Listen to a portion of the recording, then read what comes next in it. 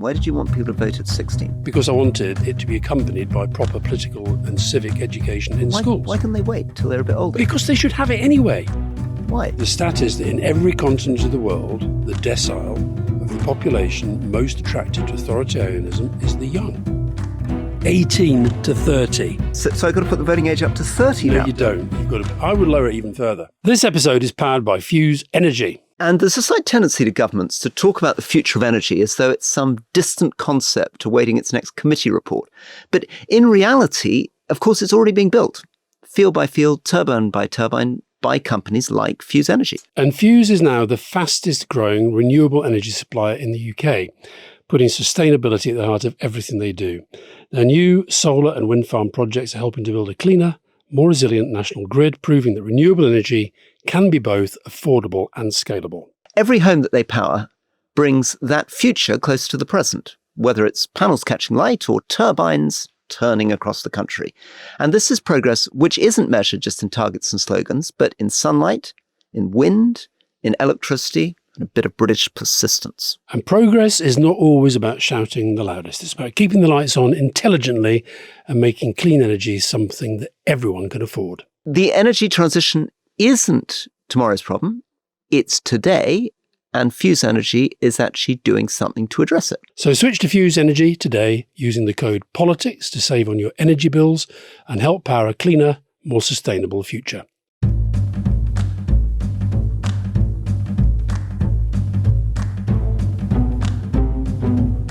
Welcome to the Rest of Politics Question Time with me, Alastair Campbell. And with me, Rory Stewart. Now, the story that absolutely came at me like a bolt out of the blue and which doesn't seem to have had the debate I thought it would generate is China-Japan. Catherine in Edinburgh. Is Japan's new Prime Minister deliberately provoking a crisis with China over Taiwan and the Senkaku Islands to shore up domestic support or responding to genuine threats? Can democracies maintain credible deterrence without succumbing to nationalism? We had a lot of questions about this. So why don't you kick off by telling us what's been happening between Japan and China? Well, so in a parliamentary address, Takaichi, who you've compared to a sort of Mrs. Thatcher figure. She's compared herself to Mrs. Thatcher. A bit like Liz Truss, there's occasional sort of hints of sort of cosplaying in her dress. Yeah. Unusual figure. I mean, Japan is in many ways a very chauvinistic society, very dominated by men, and she's come through as the first female prime minister. But of course, a reminder that just because you are a diverse candidate doesn't necessarily mean you're left-wing, as of course we found with Mrs. Thatcher and indeed Liz Truss. And she's also unusually not from an elite background. I've often joked before that for somebody coming from a sort of more traditional background in Britain, Japan knocks us out of a cocked hat. Many of these prime ministers have ancestries going back to the samurai. Their fathers, grandfathers, great-grandfathers have been prime ministers, colonial governors, etc. She's not like that.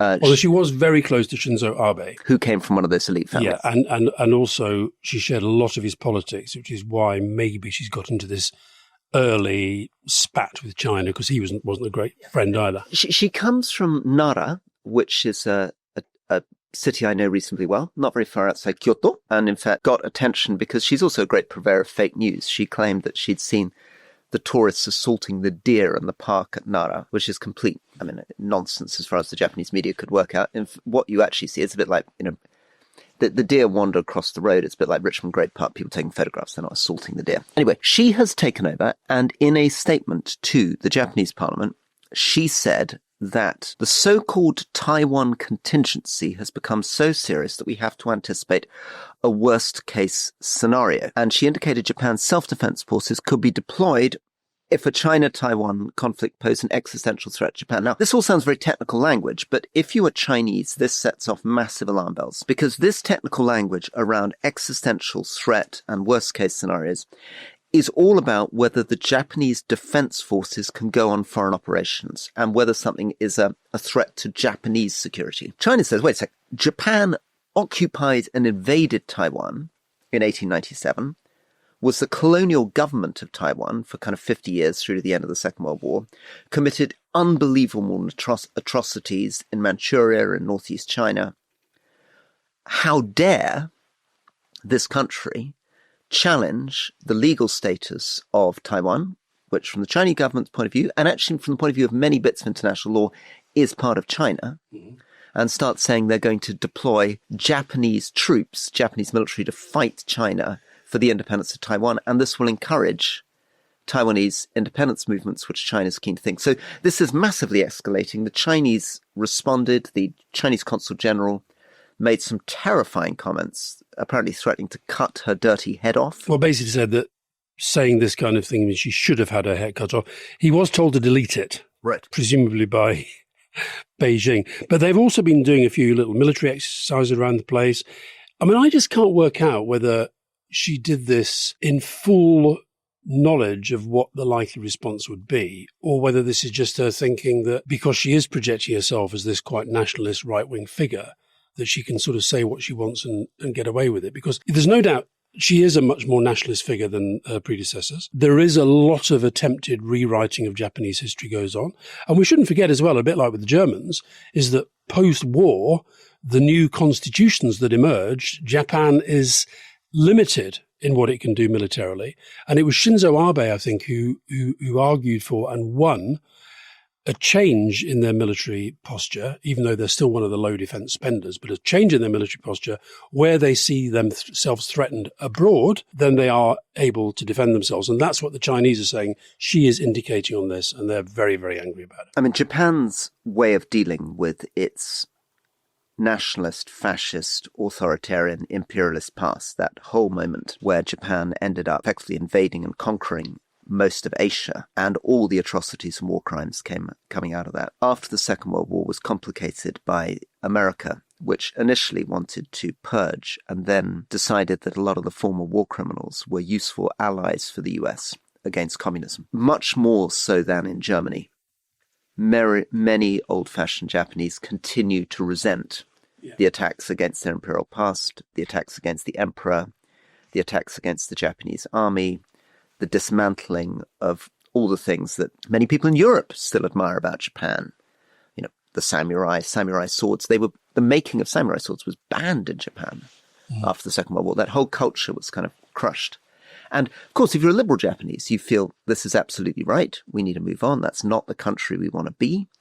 But she is tapping into a surge of nationalism. And I think maybe the answer to your question is she is being much more irresponsible than her predecessors. And maybe that's because Trump has introduced a form of politics where politicians feel that they don't need to watch their words so much. They can appeal to a domestic audience. They don't need to worry about what the international consequences are. Well, the consequences of this have been pretty instant. So first off, the Chinese military, they warned Japan that it would, quote, suffer crushing defeat if it dared to militarily intervene. They sent a Coast Guard ship through some of these Japanese islands, these islands that are administered by Japan in the Strait. And which China has claims to. Of which they claim, but which are Japanese territory. They flew in a few military drones into some of these islands. And the embassy, the Chinese embassy, they both summoned each other's ambassadors, which I know is sort of meaningless on one level, but it shows this is kind of really kicked off. The embassy in Japan put on a post that any Japanese intervention would be an act of aggression, triggering a resolute counterattack from China. So, I mean, given that she met Trump just before this, and the other thing I wondered was whether within that context, there was any sort of him kind of signaling that maybe she needed to be a bit more aggressive towards China as part of his... I think Trump has completely betrayed her because what Trump has done to Japan and to Vietnam and to India is to weaken all America's allies against China through his tariff and trade policy. The Japanese economy has been hit very, very hard by American tariffs. It's likely to go into a recession this year. This is a Japanese economy that's been pretty weak since 1989. Trump is making it weaker. So instead of what people assumed, which was that people like the Deputy Secretary of Defense, Elbridge Colby, who was part of this champion of this whole vision of building a network of American alliances against China, which would have been Japan, Vietnam, Australia, India, is suddenly dealing with a White House which has used tariff policy to put 50% tariffs up against India, crushing tariffs against Vietnam and against Japan. The Japanese economy is now in trouble. To make it worse, one of the big income earners for Japan recently has been Chinese tourism. And one of the elements of Chinese power now is to turn off its tourists. Chinese tourists are some of the highest spending, most traveling people in the world. And another of their responses was to put out a message saying that Japan's not safe. And they will do this again and again and again. They did it against Australia. They'll do it against any country that challenges them. They'll stop the tourists coming. And that has a massive effect. I was in Kyoto in June, almost everybody I saw on the temples were visiting Chinese. And a lot of the people in the airport were visiting Chinese because China is very interested in Japanese culture. So that'll have a big impact on the economy. But she's partly doing it, I guess, because, as you've pointed out in the past, she's dealing with a further right nationalist rise, which you were reporting on a few weeks ago. Yeah. Final point on this is just some really interesting stuff. You know, in the old days you do it now as well, although you've just got one person who counts. But in the old days of criminology, you used to see these pictures of the military events and you had to work out who was being moved around and who'd been disappeared and what have you. And there's been a real purge at the top of the Chinese military as well. So there was an event recently where suddenly some of the key figures just weren't there anymore. So there's something going on within the Chinese military at the moment. Yeah. So this has been a story that's been running now for 3-4 years. There's been big problems between the relationship between Xi Jinping and the army. Initially, it was around corruption, and a lot of senior figures were purged. And American defense analysts were saying one of the reasons that China's going to struggle to invade Taiwan is that the PLA is so corrupt and demoralized, it's just not ready for that kind of conflict. And people thought he'd sort of got through that, and he was building up to a position where by 2027, the Chinese military in a much stronger position. He now seems to be doing it again, and nobody's quite clear what it's about. And whether this is going to produce a Chinese army that's weaker, or whether, as some Taiwan analysts fear, it's going to produce a new officer corps that's more nationalistic, more willing to take risk, more likely to invade Taiwan. But, you know, from the distance of Britain, as you say, the newspapers are not covering this much. If you're in Japan or China, this is very raw. These are countries that were in the most bloody war that killed millions of people on each side. This is like Russia-Poland in terms of the emotional sentiments of people on both sides. And it's in many ways a tribute to American diplomacy and Japanese and Chinese restraint for the last 30, 40 years that those countries haven't been in conflict. That's why we shouldn't underestimate what this means. Yeah, by the way, just on Russia and Poland, the German defense minister, Boris Pistorius, said yesterday that he thinks we could be at war in Europe within a year. He was echoing completely what Sikorski said. On the leading interview we did. On leading interview, yeah. So I think we should come back to Ukraine maybe next week. Now let's stick with another country beginning with CHI, Chile. James Robertson from Bristol. Chile's presidential runoff. So we've had an election and there's now going to be a runoff between two. Jeanette Jara, the communist, against far-right Jose Antonio Cast. And James Robertson of Bristol asked this: how did a country that elected progressive Gabriel Boric just 3 years ago, after massive protests, end up with this stark choice? Is this Latin America's inevitable pendulum swing, or have progressive movements fundamentally failed to deliver? Now, you're a bit of a fan of Boric. Yeah, I am a fan of Boric. So Boric, when he came in, was seen as quite a radical left-wing figure. He was very young. He's a guy who had a real student activist past. He had an unsuccessful attempt with the constitution. But in power, in many ways, Chile has performed well. He actually, despite being on the left, and has, I think, done good progressive things, but he also reassured the business community and proved to be much more moderate in power than people expected. We're now back, as James Robertson's pointing out, with a choice between a communist and a far-right authoritarian. And this, we talked about Japan, China, raking over history, but this is the country of Pinochet. You start raking over far-right authoritarians, you're getting back to the era of military rule, which ran from the 70s effectively through the early 90s. So we seem to be going back to a much older story in Latin America, and it's a story that we don't talk about enough. We often talk, I think, about Trump and fascism in terms of 1930s Germany and Italy. I think actually a better analogy is your friend who talks about populism, post-truth and polarization. Moises Naim. Moises Naim, which is that really what the whole world is becoming is Latin America. And it's Latin America who really shows us what populism looks like, what the lurch between the far left and the far right looks like, how democracies fray and collapse into these positions. And also the role of corruption. And the role of corruption, again and again. Yeah. Anyway, I think very disappointing because Chile is in many ways one of Latin America's success stories over time, economically, in terms of the way it's thought about its mining industry, and the way in which its economy is performing. And it will be very sad if nostalgia for Pinochet or enthusiasm for Bukele, this amazing rule of law, flouting, gang locking up autocrat in El Salvador, or indeed Milei's performance in Argentina, leads to the return of increasingly authoritarian far-right governments, of course, with huge enthusiasm from Trump across Latin America. And you mentioned Pinochet. This guy Cast is a bit of a fan of Pinochet, and it goes back to this point about wanting to rewrite your own history. You, for example, I know were very interested in what was happening in Indonesia on this at the moment, where they're essentially, a dictator and criminal is being projected as literally, officially, is now a national hero. Well, this is absolutely unbelievable. So you're completely right. So Suharto, who was in power in Indonesia for 32 years, General Suharto, who presided over this unbelievably nepotistic, corrupt regime, was toppled in 1998, finally, with the democratic reform movement, where students were shot in the street, people were abducted. Fast forward to today, Suharto's son-in-law has now been elected as the president in Indonesia, partly through dad dancing. He's, of course, flirting with Trump. He's putting the military back in a more central position. But he's now saying that the school curriculums need to rehabilitate Suharto, the dictator, the criminal, as a national hero. So, again, this democratic backsliding is not just a Latin American story. And Pinochet, essentially, one of the things Boric tried and failed to do was to modernize the constitution, and had a referendum and lost it. So the constitution is basically modelled on what was the case in Pinochet's time.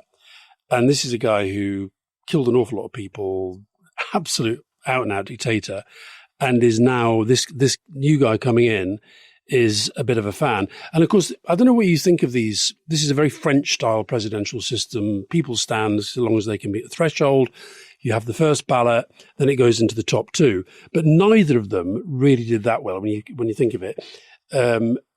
Jara is actually in the lead, the communist, with just over a quarter of the vote. Yeah. Okay. But she's not going to win because essentially most of the other candidates are on the right and they're recommending a vote for caste. So he got 24%. So he's going to probably get a fairly sizable win in the second ballot. But that doesn't suggest that he's sort of, a great popular figure in the way that perhaps Millet can claim to be. So anyway, interesting, quite alarming, quite worrying. And again, I think, as you say, will be welcomed in the White House, which is, in my view, never a good thing. And how quickly, final thought for me, how quickly the things that we took as read, which is that we had all agreed that the period of military rule, dictators, corruption in Indonesia, military dictatorship in Chile, Japanese war crimes during the Second World War was something we turned away from, and we had a new liberal democratic identity. How quickly that gets reversed, how much kind of nostalgia still exists in these countries. And maybe we're seeing a bit of that in Austria and Germany.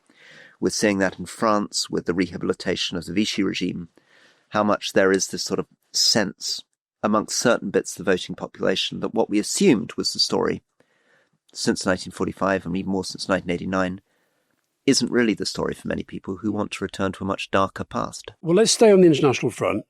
Big news today in Israel. Nikaya from London, with settler violence in the West Bank reaching record levels, members of Israel's government openly calling for annexation. What realistic diplomatic options remain to prevent the complete collapse of any two-state solution? There's a lot going on in here. So you've had a United Nations resolution essentially backing Trump's 20-point plan.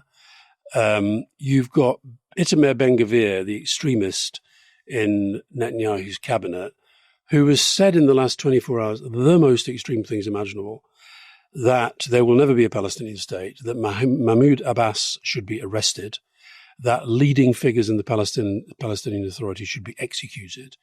But meanwhile, Netanyahu has actually come out, for the first time that I can recall in recent years, and attacked some of the activities of the settlers who feel liberated at the moment. And we're in the olive season. So a lot of the Palestinian olive farmers are out there doing their work and being attacked. The numbers are going through the roof. So it's not a good scene. It isn't. You've got Russia and China decided, interestingly, to abstain, not veto, at the Security Council. But they've put out a statement saying they can't see in this agreement where is the UN participation, where's the real path to a two-state solution.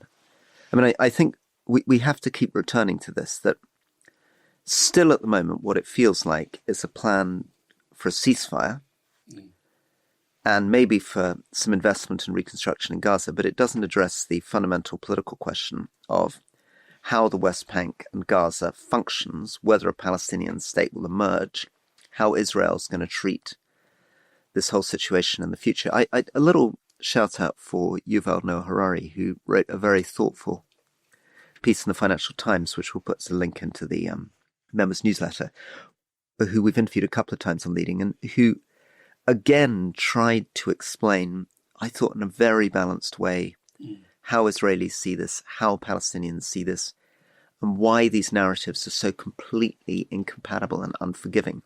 And that until there's some degree sort of empathy and understanding on both sides, it's very difficult to understand how we're going to get through this. It's also right now, it's very hard. I mean, I don't see how Netanyahu, Netanyahu's a very right-wing guy.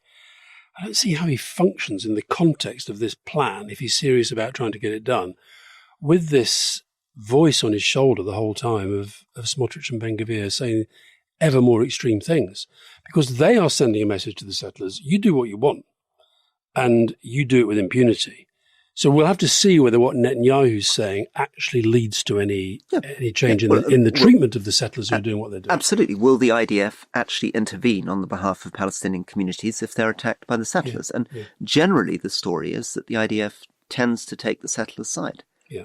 And that there's surprisingly little prosecution either of settlers or IDF soldiers. It does happen. But generally speaking, the IDF seems to exist as a protection mechanism for the settlers rather than any form of neutral enforcement of disputes. Well, let's take a break and then come back and talk about, we had more questions on this than anything else, I think, this week, and that's the BBC, not least in relation to Gaza.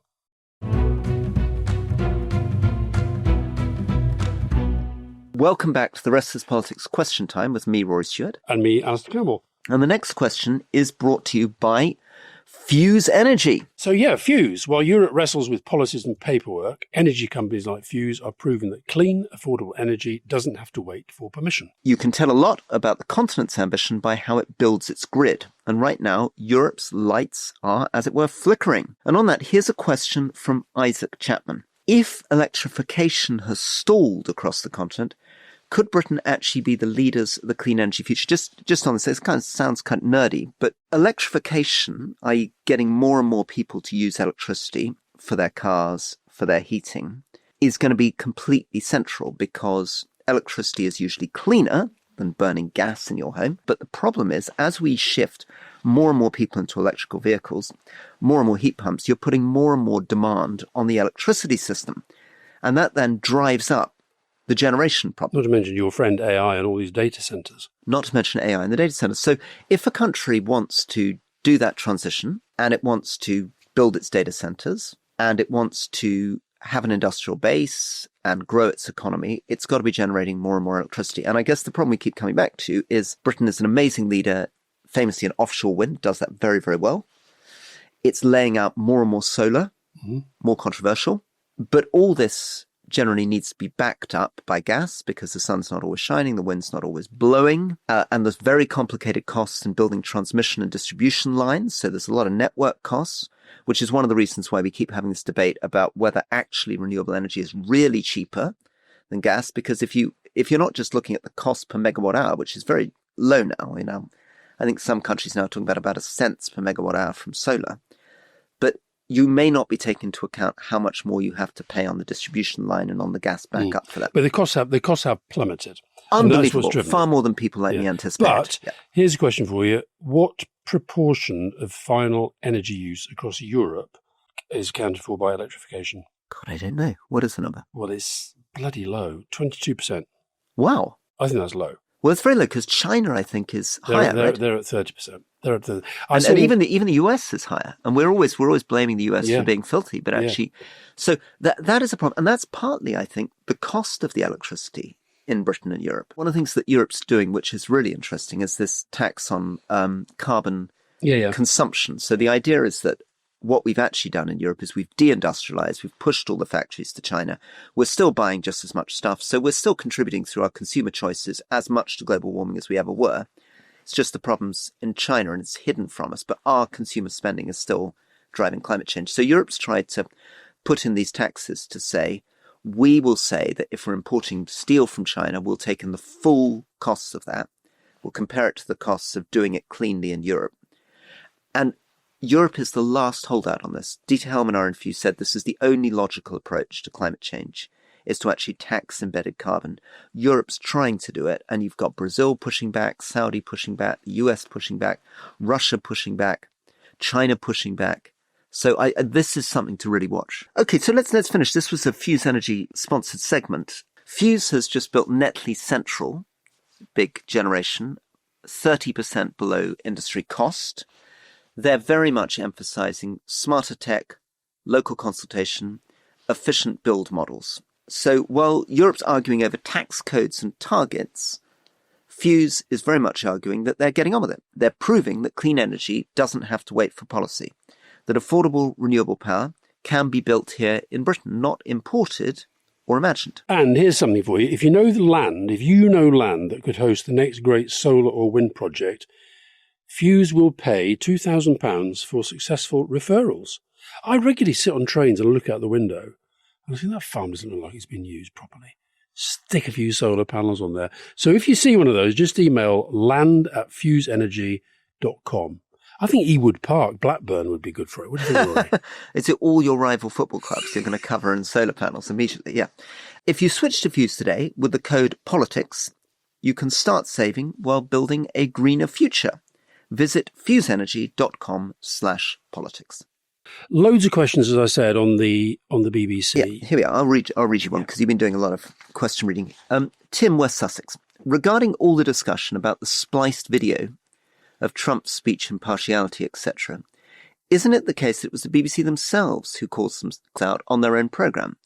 Maybe I've misunderstood, but given the important severity of the claim, isn't that a massive supporting factor for the BBC in this argument? It doesn't seem to be pointed out. Thanks, Tim. James, New Zealand. What does it say about the state of modern media when we can't even trust that the BBC is unbiased? Who can we turn to now other than Trip, says James? Well, the answer is don't turn to Trip if what you're looking for is a massive news organisation with fully neutral, unbiased public service broadcasting. I think we try. We try our best. No, we try in the main to separate fact and comment. We try our best, right? but we'd be lying if we said we weren't biased. There's a huge role for a public service broadcaster with massive investment in research and fact checking and all stuff. And if I could just answer James the question of what does it say about the state of the modern media when we can't even trust that the BBC is unbiased? What it says about the state of the modern media is most of those parts of the British media that says the BBC is biased is itself way more biased. So I think the BBC is still way more trustworthy than these newspapers and GB News types. There's something you're often saying, which is that the Murdoch media is anti-BBC, and it's something you touch on in your miniseries. But can you just explain for listeners, what is this whole story about Murdoch and the BBC, or indeed the public broadcaster in Australia? This is a long-running thing, right? Murdoch's had a beef with them forever. Well, if you think about it, the BBC, in its makeup, we all pay into it, right? If we have a television, we pay the license fee. That's kind of quite a left-wing concept. So that for that reason, they think you should have choice. Then Murdoch, he's the driver of this model of television consumption that you pay for what you want. That's why, he was so determined, even though he's not interested in sport, he doesn't particularly like sport, he's almost as bad as you on this, Rory. He knew that this is where millions of people are prepared to pay to watch it. So they've taken all these crown jewels from the BBC and they now make massive money for this right-wing media ecosystem. This is Sky Sport during Premier League. Yeah, Sky Sports, which is one of the biggest economic success stories in modern broadcasting. And it's the same with Fox. In America, Fox do a lot of the big sports stuff. So that's part of it. And then the other part of it is that generally people on the right, Trump, Farage, Johnson, etc., they don't really want a full, frank, fair, free media. They want media that's supportive of them because they're far better than the left at understanding and exploiting the media landscape. So I think, last week when I did my speech in Edinburgh about the BBC, and we posted it on social media, lots of comments saying, "Oh God, you lefty, you packed the BBC full of lefties." Greg Dyke, Gavin Davis. I pointed out they both had to resign because of us calling the BBC out on their standards. Because they attacked the Labour government. Yeah, whereas what's happening at the moment with the BBC, and here I think the government needs to be far more robust in its defence of the BBC. What's happening at the moment is that when people like you and I are saying it's ridiculous that this Robbie Gibb guy has so much power within the BBC. It is ridiculous that this MTBL, memo to be leaked, has led by Michael Prescott, a Murdoch hack of old. By the way, I think there's a possibility that Michael Prescott was more sinned against than sinning. I think actually he may be a victim in this. But somebody very senior within the BBC took it upon themselves to say, we're going to put this out there to damage the BBC, up to and including getting rid of Tim Davie, the Director General. Now leaving this vacancy, which I'm glad to say, Rory, are the people who came to our tour believe that I should fill rather than you. I think we should go to the general public on this and see how many people think Alistair Campbell should be Director General of the BBC. I'd be better than some of the names in the frame, that's for sure. Although I'm warming to your idea of Alan Rusbridger. So just to remind people who don't follow this, he was the editor of The Guardian, then ran an Oxford College, then was the editor of Prospect. I think he's a figure who, you've had run-ins with in the past, right? So you're not particularly saying it as a mate of his. But I think he's a serious, big beast with a serious intellectual background. If you're looking for a kind of Reithian figure. And also, if anybody who saw The Hack, the TV series starring David Tennant and Toby Jones as Alan Rusbridger, he defends proper journalism. He fights for proper journalism. And he's not afraid of being attacked. And what I worry about, I think the current chairman at the BBC, Sam Isher, is very weak. And I think far too often, this is the point I made in my speech, the BBC panders too often to people who want to destroy it. You've got to have somebody who believes in it and fights for it. And you can see Rusbridger already rehearsing again and again how you explain what news is, how you explain why what Panorama did was completely unacceptable. That was a lie. They should never have spliced Trump's speech like that. But how you can also defend the BBC while admitting you make mistakes. There's a little push for one of my other ideas at the moment. I think we should get rid of the way that the board is appointed. I think it's mad that you have direct political appointments to the board, where in effect the Prime Minister is appointing some of the key figures. I think this is a really good opportunity for a citizens' assembly. I think you have a citizens' assembly where you get citizens' jury of random citizens to spend a few days working, talking through the issues, and let them select it. I'd like to see that happen for the House of Lords too, but the BBC could be a really good way of doing this. Who draws up a shortlist? The Citizens' Assembly? No, I think probably the Citizens' Assembly decides what the terms are, decides what the conditions are. They might even elect their own subcommittee to work with a headhunter to do it.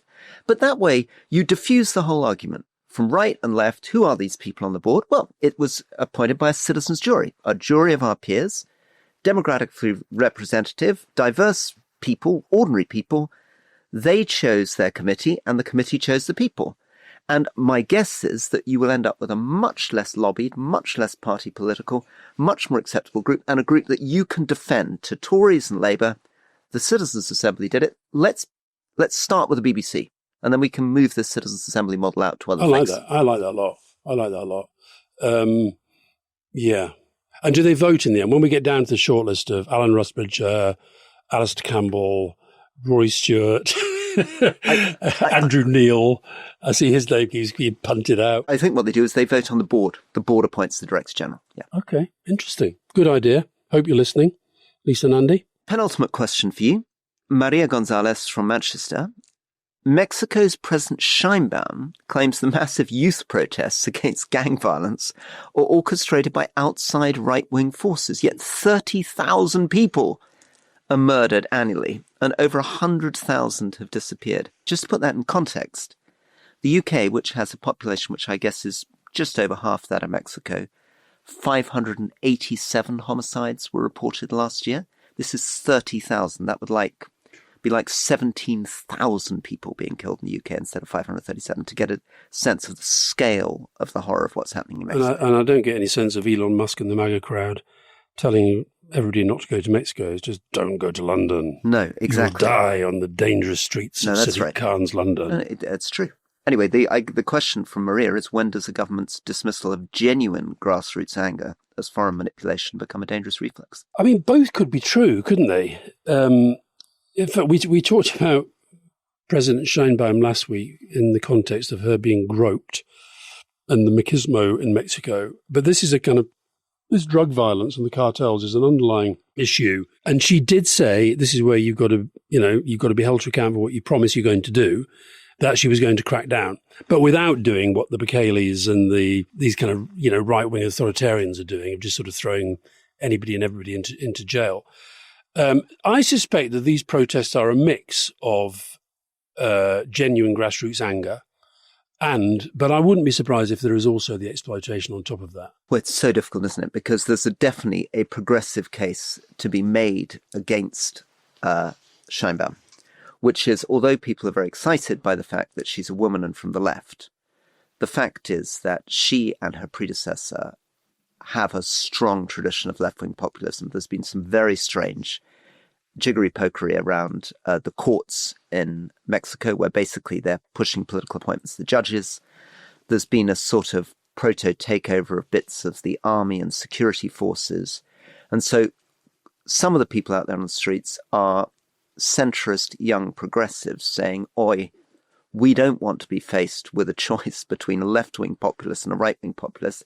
And we certainly don't want to be told when we're protesting against a skyrocketing murder rate, disappearances and creeping left-wing authoritarianism that means we're friends of Bukele. Yeah. I think the other thing that's happening, not just in Mexico, but in various countries around the world in a really big way, is this sense of the Gen Z protesters.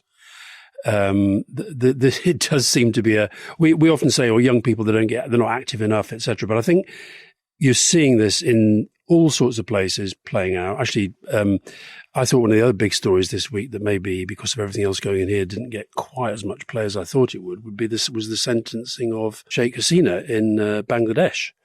Which is extraordinary. And somebody that I knew and went to meet on state visits, sat with, talked to about her grandchildren, and who seemed to be a figure that was in a very, very powerful position and then suddenly was toppled in a few days of rioting and now been sentenced to death, largely not because of the corruption, but because of the violence that aggressive military response to that. Yeah. So it'd be interesting now. I mean, she's currently living in exile in India. I don't know what the arrangements are between the current Bangladeshi government and the Indian government, but she's sitting there now, presumably feeling protected, but a court in Bangladesh has sentenced her to death. And of course, this is somebody that has a bit of resonance in the UK because her niece, Tulip Siddiq, was a Labour minister. Labour MP, yeah. Okay, Rory, finally, this is a question that is coming in by sound and video. And this guy genuinely did send this in. We didn't ask him to.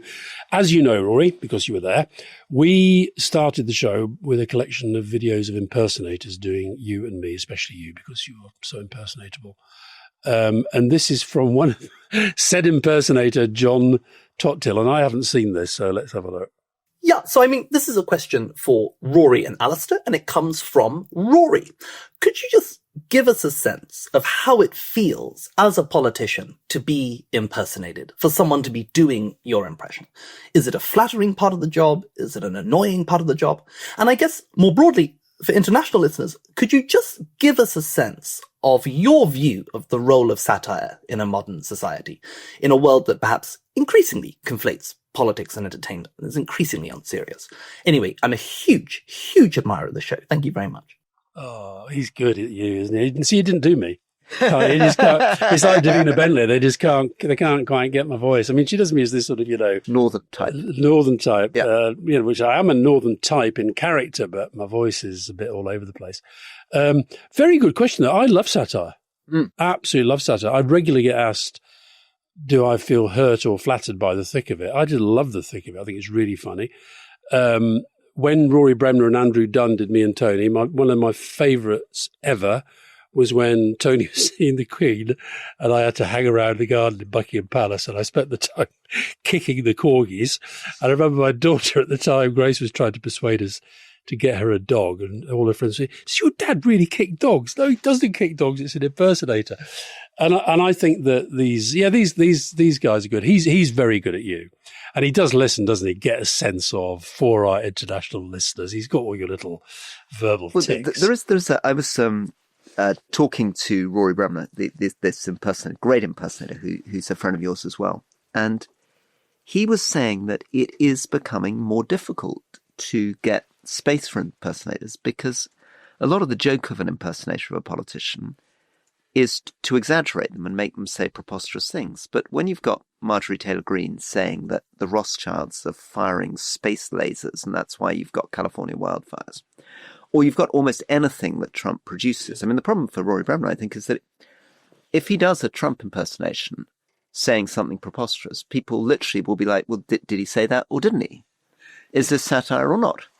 It's true. When we're in one of the shows, I've been watching Kevin Bridges, the Scottish comedian, and he made a similar point. He said, how do you make anything funnier as a comedian than Donald Trump as the president of the United States?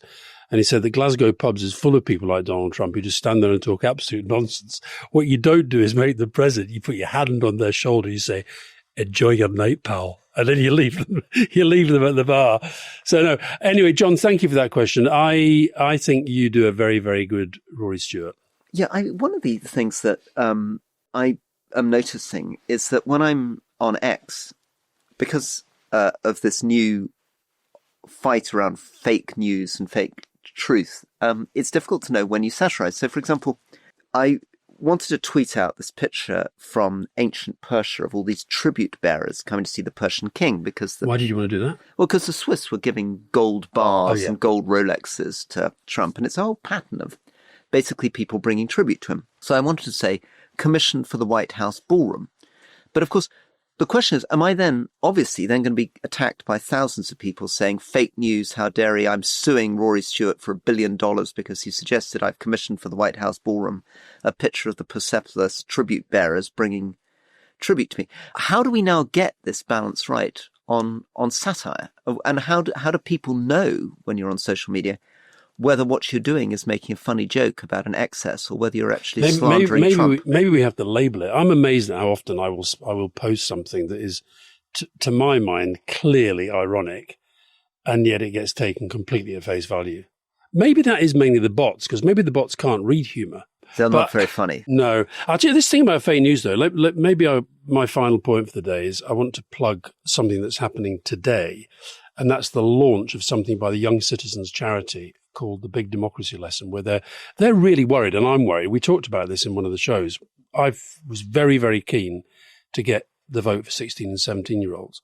But assuming that this parliament goes its full term, kids aged 13, 14 today are going to be voting, right? You get 13-year-old kids are going to be voting. I'm going to be blaming you. Well, but teachers are saying that they feel they have the responsibility to kind of educate these kids in 2-3 years about... what was the reason why you couldn't just wait till people were 18? Why did you want people to vote at 16? Because I wanted it to be accompanied by proper political and civic education in schools. Why can they wait till they're a bit older? Because they should have it anyway. Why? I'll tell you why. You mentioned fake news. 98% of 12-year-olds in Britain on a big testing operation that was done could not tell the difference between something that was true and something that wasn't. That doesn't exactly encourage me to think we should be giving votes to 16-year-olds instead of 18-year-olds. But what it should encourage you to do, instead of being so Tory and uncivilized, is encourage you to back what the Finns are doing, which is to educate kids from the age of 5 about these issues. You're putting on that I'm not taking this seriously face, Rory. I'm going to start a campaign to increase the voting age to 21. Oh, so we can have all these older people. I always say to kids when I go into schools, which I do quite a lot, and sometimes they say, I don't feel qualified. Uh-huh.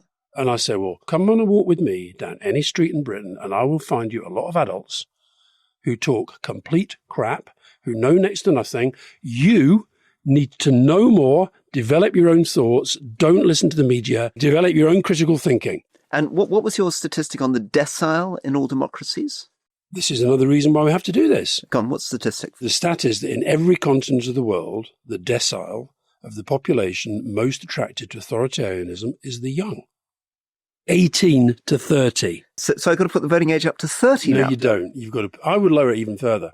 As long as we teach. I would. As long as we teach kids. Get it down to the 8-year-olds. You just honestly, you're exposing yourself as a total conservative. No, I think you just want to get down with the kids. You're just flattering the kids. I don't want to get down with the kids. Look, but I tell you what, I have better debates in schools than I do with most adults. It's slightly schizophrenic, though, because sometimes you say that, and sometimes you're like, oh my God, I've just come out of school. I'm completely terrified by how little they know about the system. No, it's not that I'm terrified by how little they know. What I'm terrified about is how drawn they are, because of TikTok, to the extremes. That's what I'm terrified of. And that's what I think we have to be aware of. And the politicians aren't dealing with this. You know, we promised we wouldn't mention Peter Hyman this week, but Peter Hyman's report, that's what this is about. Teenagers are really hungry for information about politics. They're getting it from TikTok. They're getting it from their parents. You know, let's be frank, a lot of them who aren't that interested in politics, or they spend the whole time saying, oh, they're all terrible.